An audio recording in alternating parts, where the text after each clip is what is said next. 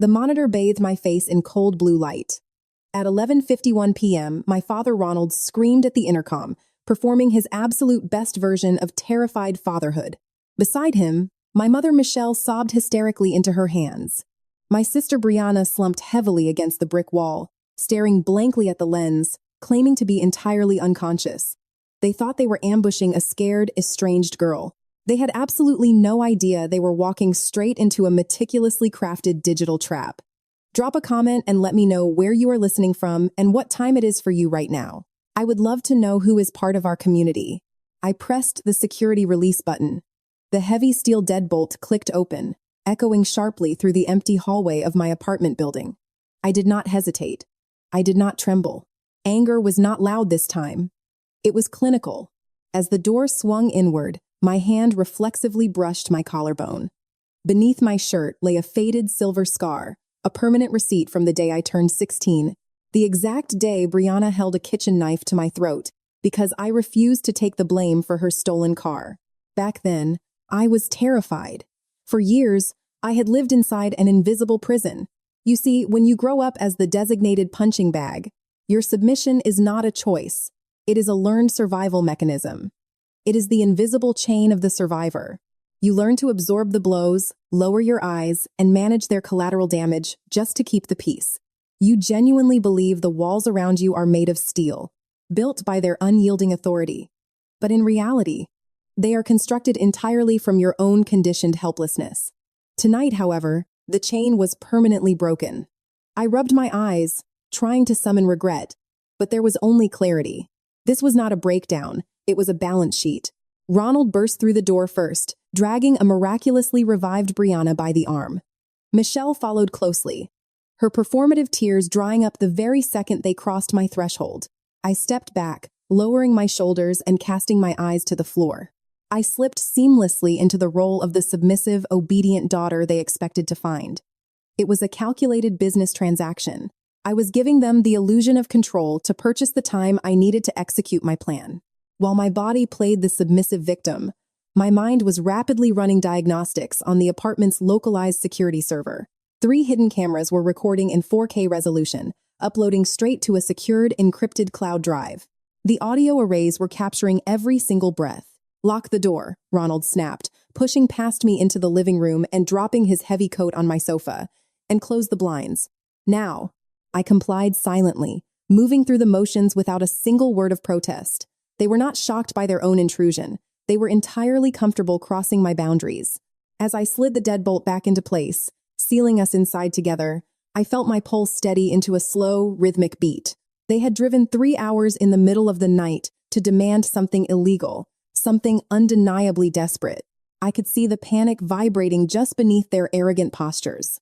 They thought they were about to use my skills to save themselves. Instead, I was preparing to turn their desperate demand for a digital hack into an inescapable federal trap. The trap was fully set, and the bait had just walked right in. Ronald did not waste time with pleasantries. He marched to my kitchen island and threw a thick manila folder onto the pristine quartz counter. "Brianna made a mistake," he stated, his tone implying this was somehow my personal problem to solve. "An accounting error at the public relations firm. It is $360,000, Alana. They are auditing her entire division on Monday morning." I looked at the folder, then at my sister. Brianna was 26 years old, dressed in designer clothes undoubtedly paid for with stolen money, pouting like a child who had dropped a toy. "You are going to access the children's charity fund she manages," Ronald ordered, tapping the folder with a heavy finger. "You are going to alter the back-end ledgers, wipe the discrepancies, and route the missing funds to look like anonymous international donations. You know exactly how to do this. You do it tonight." I stood perfectly silent, studying the 3 of them. For 22 years, I had been the silent investor in their twisted version of family. I was the invisible worker, the one who fixed their computers, wrote their apologies, and quietly absorbed the heavy consequences of their reckless decisions. While Brianna was consistently praised for mediocre achievements, I was relentlessly criticized for excellence. Love, in this family, was never a given. It had always been a subscription, and I had been the one footing the bill. They took my money, my time, and my peace of mind, all while reminding me I was nothing but a burden. They assumed my current life involved sitting in a dark room, fixing basic code. They had never bothered to ask what my actual job title was. If they had invested even 5 minutes of interest in my life, they would know I was a senior security engineer and a lead analyst for a federal cyber forensics firm. My daily routine involved tracking down digital embezzlers, building airtight wire fraud cases, and handing them directly over to the Department of Justice. "I need your laptop," Ronald demanded, snapping his fingers at me as if calling an obedient dog. "Stop staring and get to work. Your sister's career is on the line." Their arrogance was staggering, almost beautiful in its sheer ignorance. They believed they could break into my home, demand I commit a federal crime to cover up a $360,000 theft, and expect zero resistance. I did not cry. I did not ask why I had to risk federal prison for a sister who had tormented me for decades.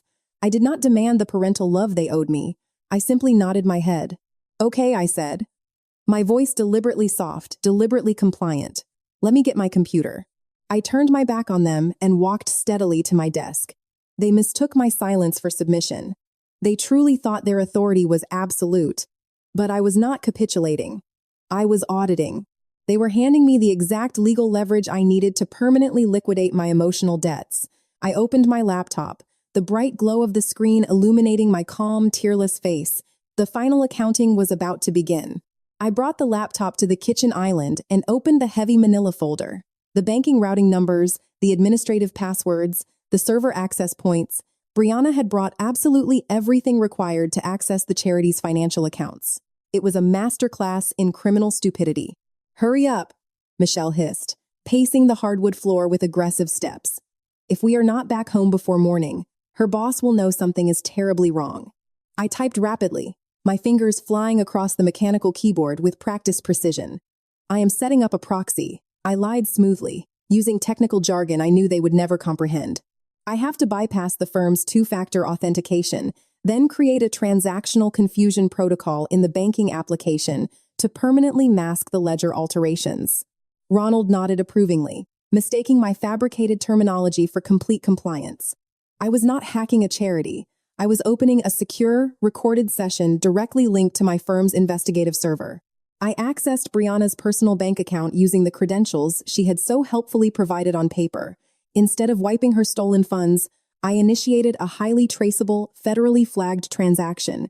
I transferred exactly $20 from the charity's restricted fund directly into Brianna's personal checking account.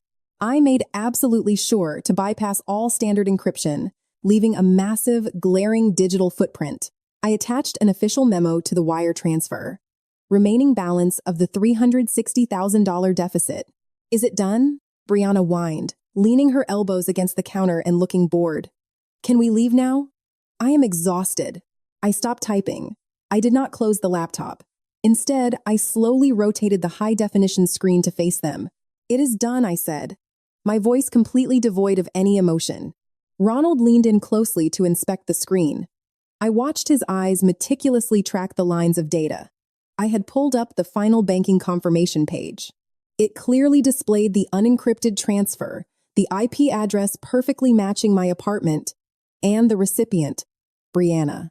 Below that data, a bright red banner indicated that the transaction had been automatically flagged and forwarded to the federal wire fraud monitoring system. "What is this?" Ronald asked, his brow furrowing as confusion set in. "That is a federal wire fraud record," I explained, leaning my hands flat on the cool quartz counter.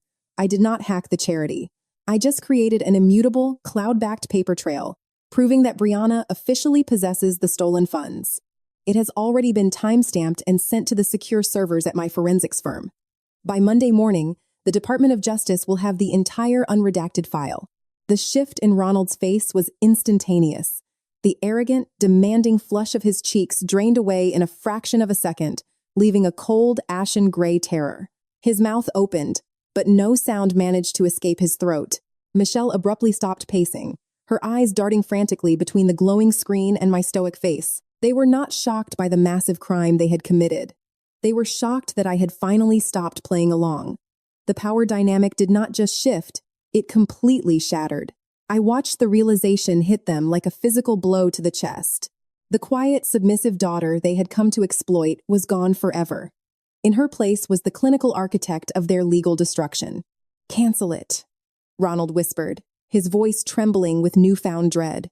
"There is no cancel button on a federal flag, Dad," I replied clinically. "The transaction is fully complete." For 10 agonizing seconds, the only sound in the apartment was the low, steady hum of the refrigerator. Then, their fragile facade cracked entirely. "You little." Ronald lunged forward, his hands reaching out, but before he could cross the width of the kitchen island, Brianna firmly grabbed his arm. "Stop," she commanded. Her whiny, victimized persona vanished instantly, evaporating into thin air. Her posture straightened, and the blank, helpless stare was replaced by a look of pure, calculated malice. She looked at the laptop, then directly at me, her mind clearly processing the legal nightmare I had just permanently trapped her in. "If you do not reverse this right now," Brianna said, her voice dropping to a terrifyingly calm register, "you are going to prison, not me." I stood completely still, analyzing her next move with the detachment of an investigator. "The data is locked," I stated. Brianna did not argue. She did not yell. She turned away from the kitchen island and walked slowly toward the front door. I watched her, calculating the distance and her trajectory. She stopped right in front of the heavy steel door jamb. Without a single word of warning, she reared her head back and smashed her own face violently into the sharp metal edge. She had practiced this erratic behavior before, or perhaps she was just that desperate to manipulate the narrative. She knew exactly how to inflict maximum visual damage with minimum internal risk. The sickening crack of bone hitting steel echoed sharply in the quiet room. Brianna stumbled backward, bright crimson blood instantly pouring from her nose and a deep, jagged gash on her forehead. She dropped heavily to the floor, deliberately smearing the blood across the hardwood panels. Instantly, Ronald and Michelle launched into a flawlessly rehearsed performance. It was exactly as if a director had yelled action on a movie set. "Oh my God! Alana! Stop!" Michelle screamed at the absolute top of her lungs, projecting her voice toward the thin walls separating my apartment from the neighbors in the hallway. "Someone call 911. She has a weapon. She is trying to kill her sister," Ronald bellowed, aggressively kicking a wooden dining chair over to create the chaotic sound of a physical struggle. I did not flinch. I did not try to stop them or plead my obvious innocence. I simply stood behind the kitchen island and observed the mechanics of their lie. They were framing me for aggravated assault to force my compliance through blatant criminal extortion. It was a brutal, high-stakes gamble. Given that my apartment building had strict security protocols, the neighbors had alerted the front desk, who immediately triggered the emergency police dispatch for a domestic disturbance. Less than 4 minutes later, the heavy, urgent thumping of tactical boots sounded in the hallway. My neighbors must have called the police the very moment the screaming started. The door shuddered under a massive impact, then burst open with explosive force. 4 armed police officers flooded into the room, their weapons drawn and tactical flashlights cutting through the dim apartment. "Get on the ground! Show me your hands!" the lead officer shouted, aiming his weapon directly at the center of my chest. I immediately dropped to my knees, lacing my fingers tightly behind my head. 2 officers rushed forward, tackling me roughly to the floor. The cold, unforgiving metal of handcuffs bit tightly into my wrists. I offered zero resistance. Across the room, paramedics were already rushing in to attend to Brianna. She sobbed hysterically, pointing a bloody, trembling finger straight at me. She demanded money. Brianna wailed to an officer, her voice a perfect pitch of manufactured terror. She said if I didn't empty my charity accounts to pay her off, she would kill me. Look what she did to my face. Ronald and Michelle hovered nearby, weeping loudly and comforting their bleeding daughter. As the officers hauled me to my feet, I looked directly at Brianna. She caught my eye and offered a microscopic, triumphant smirk. She thought she had won. The interrogation room at the downtown precinct was exactly as sterile and cold as I had expected. A heavily scratched steel table bolted firmly to the linoleum floor, a wide 2-way mirror, and the faint, stinging smell of industrial bleach. I had been sitting there for exactly 1 hour, my hands still tightly cuffed to the steel table ring. Detective Miller walked in, tossing a thick beige file onto the metal surface. He looked deeply exhausted and highly impatient. "Your family is in the other rooms filing their official statements," Miller said, sitting across from me and opening his notepad. "Aggravated assault, felony extortion, cyber terrorism. They are painting a very ugly picture of you, Alana." You are looking at 10 to 20 years in a state facility. Do you want to explain why you beat your sister half to death over a children's charity fund? I did not panic. Anger wasn't loud. It was strictly accounting. I looked Miller dead in the eye. Detective, reach into my left jacket pocket. There is a secondary cell phone. The password is 0419. Miller frowned, his eyes narrowing with deep suspicion. But he stood up, reached into my pocket, and retrieved the device. He unlocked it and placed it flat on the table between us. Open the secure cloud drive app and access the incident folder. Press play on the most recent file. He tapped the screen. The digital watermark and the unalterable metadata of the cloud-synced file confirmed that this was a live, untouched feed from my apartment's secure server, not a deepfake. The video was crisp, pristine, 4K resolution, pulled directly from my apartment's hidden security cameras via the cloud. The audio was crystal clear. Miller watched in absolute silence as the footage showed Ronald aggressively demanding the hack. He watched my hands stay perfectly still by the laptop. He watched Brianna drop her victim persona, walk to the door, and deliberately smash her own face into the steel jamb. He heard Michelle and Ronald instantly begin their rehearsed, screaming about a non-existent weapon. The interrogation room fell into a deathly, suffocating silence. Miller stared at the screen, his jaw clenching tight, watching the undeniable, high-definition proof of criminal conspiracy, obstruction of justice, and felony perjury unfold right before his eyes.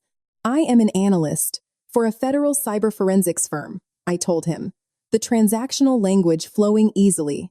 The wire fraud transaction my sister attempted to force me to cover up is already flagged in the Department of Justice database. This footage is backed up to 3 secure servers. They orchestrated a violent felony to extort a federal cover-up. Miller slowly set the phone down. He didn't ask a single follow-up question. A heavy silence filled the room as he processed the undeniable evidence. Miller watched in silence, his expression hardening.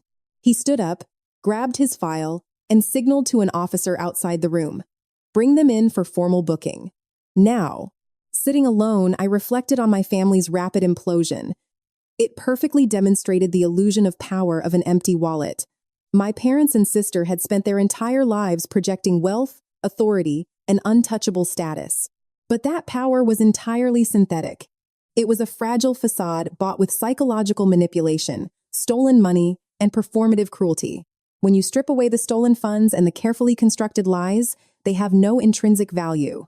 Their authority was merely leased, and the moment truth foreclosed on their accounts, their entire empire collapsed into dust. They shattered so easily because their foundation was entirely hollow. 30 minutes later, through the thick concrete walls of the precinct, I heard the faint, distinct sound of shouting. It was Ronald, bellowing furiously about his legal rights. Then came Brianna's shrill, panicked crying. They were not screaming for an audience this time. They were screaming because the steel handcuffs were finally snapping shut around their own wrists. The combination of the federal wire fraud flag I initiated and the evidence of staged perjury provided the detective with enough probable cause to detain them for immediate questioning and formal indictment. 3 days later, I sat at my kitchen island with a steaming cup of black coffee, watching the morning news broadcast on my tablet. The local anchor's voice was crisp and strictly professional, as 3 distinct mugshots flashed across the screen. Ronald, Michelle, and Brianna. Their faces were entirely stripped of all their arrogant gloss, replaced by the stark, terrified reality of federal indictments. The official charges were exceptionally severe: wire fraud, embezzlement, conspiracy to commit extortion, filing false police reports, and perjury. Bail had been categorically denied due to the immense flight risk associated with the missing funds. I turned off the tablet. The silence in my apartment was profound, but for the very first time in 28 years, it was not heavy or oppressive. It was a fortress. I was finally completely safe. I opened my phone and navigated to my contacts list. I scrolled down to Ronald's name. I didn't hesitate for a fraction of a second. I pressed delete. Then, Michelle. Delete.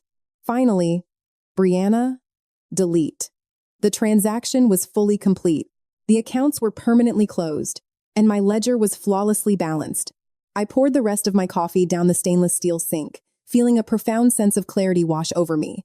For so long, I had believed that enduring their constant cruelty was the necessary rent I had to pay for a place in their lives. But forgiveness is not a mandate, and blind loyalty to toxic people is just self-inflicted sabotage. I have come to realize that the most radical act of self-love you can perform is simply walking away from the people who actively destroy you. To those of you out there who are listening, to the ones who have always felt like the outsider, the scapegoat, the person existing constantly on the edge of your own family, I want you to hear this clearly.